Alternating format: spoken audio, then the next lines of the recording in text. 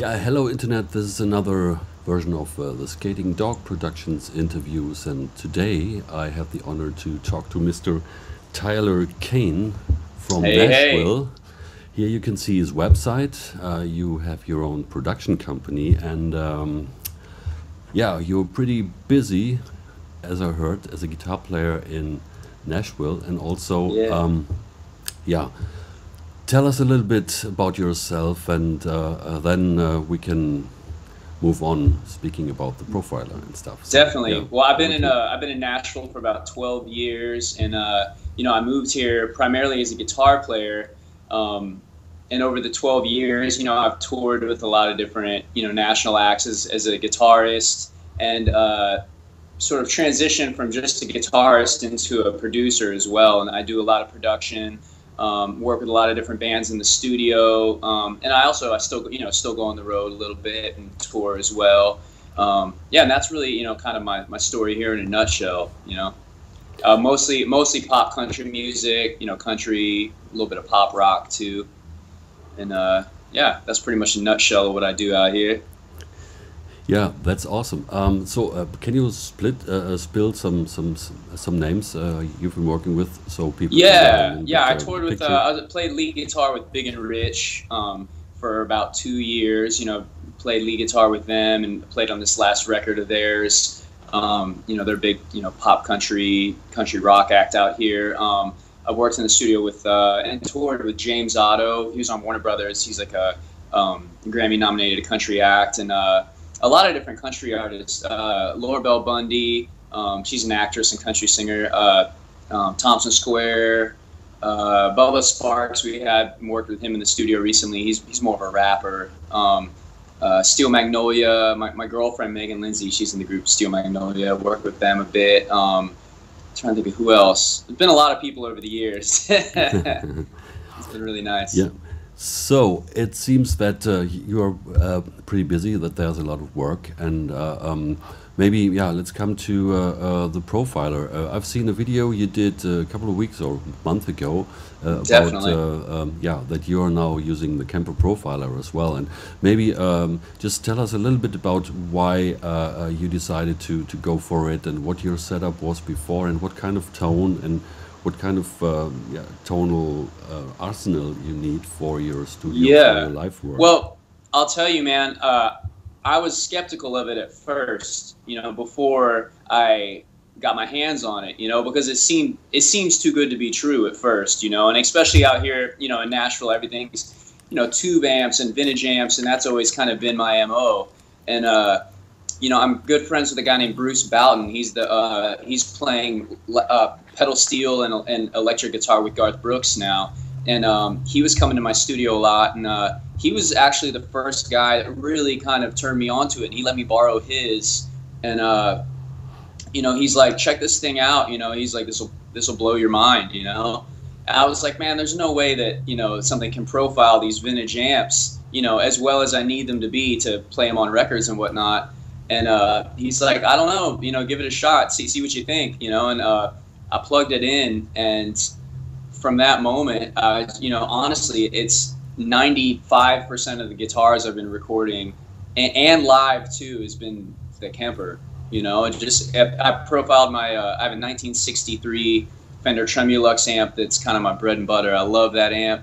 I profiled that. A Morgan amp, AC20 Morgan amp. It's kind of a AC30 sounding amps. Great head that I use a lot. I profiled that.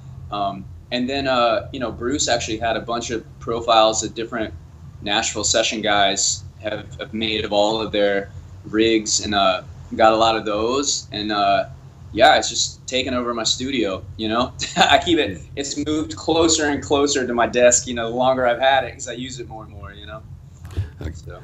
Cool, that's great to hear. And well, tell us a little bit about your tone, what you're after, because well, most of the people know after it's been so successful in all the various genres of heavy metal guitar players, Yeah. because it really has this fat and distorted tone. But Yeah, it seems to really, the solid state amps, I think maybe are a little easier to model or to profile And I think that with the tube amps, because my sound and what I do with country music and pop country music has always been, you know, tube amps, and I love vintage amps, you know, old Fender amps, and just really saturated tubes, you know, and that's kind of the and really driving a tube amp, and you know, mostly overdriven sounds, not super distorted like hard rock, you know, not that kind of a sound, but just an overdriven,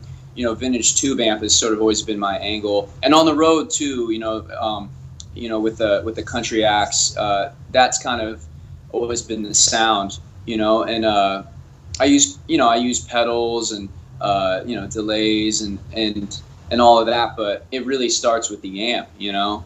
So that's why the Kemper, the thing that blew my mind was how you could profile the sound, but then like what would profile like the preamp stage, like what would normally be pushing the tubes on a tube amp. The Kemper responds like so musically, you know, and it responds like so well, so similar to a tube amp that I didn't find myself missing it at all, you know. And more sessions I walk into, I've really noticed. I mean, I've seen like in Nashville the Kemper amp growing, you know, more and more people embracing it and bringing them to sessions. And I've seen a lot of engineers be like, "What is this? You know, where's your real amp at?" And really well-respected session players be like, "Look, man, I mean, trust me, give this 5 minutes and you're not gonna need it." You know what I mean? Yeah. It's been interesting to see, you know. Yeah, well, that's definitely great to hear, and yeah, that's actually the thing, because this critical area where you know, the way you hit the guitar string, and you determine if you want to have a clean tone or if you want to drive it into saturation and to have a crunchy sound. That was always the huge challenge for all the digital gear. And Definitely, this area actually is one of the sweet spots with all the Kemper profiles, because you can really work around this point to get really subtle articulation, which you, of course, if you're playing metal, you're not going for this, but it's for right. us and for me really important to bring this out to the people as well, that all the special subtleties, especially with smaller amps, that these come across as well very Yeah. nicely, and that's good to hear that you definitely can Yeah, can I call confirm it, this. I don't know what the term would be, but like the responsiveness of the amp, you know, like how it responds when you really dig into it, you know, and the way a tube responds when it's hot and you're really, you know, when you're playing lightly or if you're playing hard. I mean, the Kemper feels musical, and nothing else that replicated an amp to me that I've used has ever felt that musical. At best, I mean, at best, you know, if I was in the studio and I, you know, say a plug-in or something that emulated an amp, you know, at best I'd be like, oh, well, it sounds close, and it sounds close to what I'm going for. It sounds good, but it never really felt right. Kind of like you said when you play the soft notes and just how it responds to your touch of the guitar. And for, you know, for hard rock and metal, where, you know, it may not be as big of an issue, but with country, where, you know, there might be more delicate sections where you're playing lighter, or, you know, you're wanting the response of like a tube amp.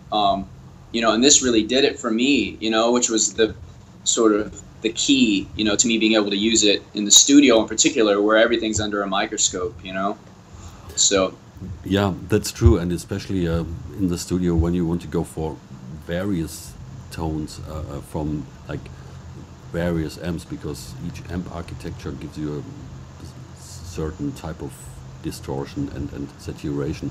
Usually you would have to mic up a lot of amps, and so the creative process, of course, is so much more fluent, because you can just go from your setting, from one setting to the next setting. That's for sure. yeah, But well, let's that's the beauty of it as a producer too, is that you know, because when you're miking up a cabinet or an amp, you know, you're by the time you get the mic perfectly in place, and you get everything sounding, you get that amp sounding as good as it possibly can sound, you know, at that point you're invested in that amp on that track, you know, and you're not going to be as likely to be, you're going to be way less likely to say, well, maybe this isn't the right amp for this song. You know, so you're committed to that amp, whether it ultimately feels right or not. And if it's not right, you know, you can mic up another amp, but your workflow is slowed way down. You know, and in the studio, it's beautiful being able to just cycle through all these different amps that, you know, who's who of session guys in Nashville have profiled all these amps, and you cycle through them until you find the one that's sitting perfectly in the track, you know, and every song requires something different, you know. And, I mean, it would be nice to have the money to be able to buy 150 amps, but, you know, it's not always realistic. So, Yeah. Right. Yeah, that's true. And yeah, then getting a little bit more into it, do you use it with some pedals in addition, or do you go for the internal effects? And then why is that then you use the pedals with it? Well, you know, at first I was using a Box of Rock overdrive pedal a good bit with some of the cleaner profiles. Then I got to where I liked the way some of the profiles were kind of gaining on their own just from, I guess, what would be sort of like the preamp knob, you know. And honestly, more times than not lately, I haven't been using any kind of front end like overdrive or distortion. I've really been sticking more with that, with the amps, with just letting the profiles kind of speak on their own. And a lot of the time-based effects, like the delays in there, are really nice because I'll run both lines out and I can get this really wide delay going back and forth, you know, that I like that a lot, you know. So usually it's either that, or sometimes if I'm working on a more pop based track, I'll use, you know, some of this like Echo Boy from the Sound Toys plugin. I like that a lot, you know, really, you know, time based, gets it on the grid kind of. I like that for pop stuff, but I do use a lot of the onboard effects on it a lot. One of the only, you know, I'll use like my Pog pedal for my pedal board. I've gotten to where like if I go on the road, I've got kind of a touring pedal board, and I'll use that with it. But in the studio, I've gotten to where I've sort of ripped my pedal board all apart because I'll only really end up using one pedal or maybe two, you know what I mean? And I went from, you know, when I was using the amps, I was using more pedals, you know, and with this, I'm using way less pedals. And I realized the other day, I'm like, man, I've just torn my whole pedal board apart. Everything's loose and hanging off the ends, you know. So, yeah, I guess that's a sign I've been using the onboard effects a lot more, you know. Yeah, that's also really good to hear. And speaking of your live rig, how's that?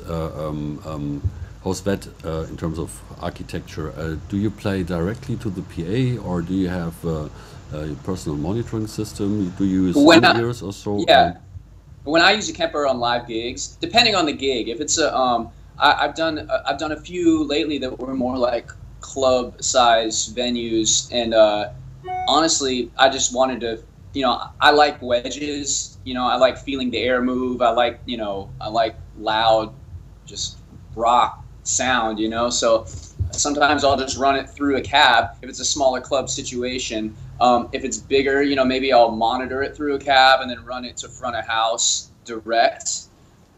Depends on the venue or what's going on, you know. I'm completely satisfied running it straight to front of house, though. I mean, I think it sounds great just coming right out. That's how I record it. And I do like to, you know, I maybe I'm old school about it, but I like wedges. I like to feel the air move. I like, you know, especially like playing in a country rock or pop country scenario where it's more rock and roll sometimes, you know. I like to kind of feel it, so I'll, you know, monitor it through a cab at least, you know. Yeah, I understand. And well, your pedal board, yeah, do you then use a MIDI switch, or do you pretty much rely on? I just go by hand, you know. I'll just kind of go by hand, and live, I don't end up switching profiles a whole lot. You know what I mean? I'll usually find something I like and kind of stick with it for the most part. More of my applications, though, come from like if I was recording the record in the studio. A lot of times with a pop country record, you know, I might use different amps and different sounds, but live, a lot of times, for the most part, I just like a good, you know, saturated kind of tube amp sound, you know, and then I might switch between a couple different guitars, but I like to kind of commit to something live. You know what I mean? It's a little different of an approach for me than in the studio. In the studio, I feel like I'm painting more and textures that come in and out and sit well together. And live, I kind of like to commit to a sound that sits in the mix well, and it's going to be heard too. You know, I've done a lot of. I remember I was with an artist and we were out on the Toby Keith tour, and I remember hearing Toby Keith's guitar player sound checking from backstage and thinking, wow, that his tone was a little bright and kind of cutting or whatever. But then when I went out to front of house, I was like, oh wow, he's really anticipated this scenario, because it was a big band, like maybe 9 people on stage, but his guitar was right up front and his tone was cutting through everything, and you know, you could hear what he was doing. And it sounds like archaic, but sometimes live, I think having a tone that can be heard well is a part of the battle. It's a different thing than, you know, maybe the approach in the studio, you know. But yeah, that's true. I also heard lately from a lot of guitar players who are using the Kemper also live, that they usually stick with just max a handful of profiles, so that they would go for amps they really know, and they really know where it's breaking up at which position of the volume port to the certain guitar they are playing with it, and usually commit to this to make things more manageable in the first place, and second, to be a little bit more consistent and feel at home. So it's consistency and being able to perform too. You know, live, it's like you want to be able to connect with that crowd and be comfortable. You know, and for me, like the more I could minimize, you know, tap dancing on pedals and you know, focusing on changing amps. You know, I like to just find a profile I feel really good about, a sound I feel good about. And touring with Big and Rich, I mean, it's such a loud, in-your-face rock and roll show. You know, there's it's so much attitude too. When I was touring with them, it was more like just the attitude and the performance, and you know, a really good solid tone, but just finding that and then going for it. You know what I mean? Yeah. Well, that's cool to hear that it really works for you, and that it's also easy to operate and just very musically. And is it the case that you could reduce the amount of tap dancing required also compared to a traditional amp rig? Because it's possible to make well, if you have a profile of an amp and basically that's it, you can make it a little bit larger than live, that it reacts even a little bit more to Can you confirm that? Yeah. Oh yeah. I mean, like the delays. I love the delays in particular in the Kemper. They're just so present. You know what I mean? You can dial I find in the studio in particular, you know, there's a couple stomp box delays that I really like. You know, I love the Strymon El Capistan, I think it's called. I love it. It emulates like a tape delay. I really like that, and there's some applications for that where I'll still use that pedal, but when I want just a good clean delay that sits in the mix really present, I'll use the onboard delays, and some of them that are matched with the profiles that come in the Kemper work really well. Like those sounds that come in it are designed really well. You know, things I wouldn't have, you know, I would never have thought to put this effect with this tone. You know what I mean? And it's real creative. You know, it causes you to sort of paint differently. You know, so that was exciting when I first got it. You know, I spent probably a week just going through.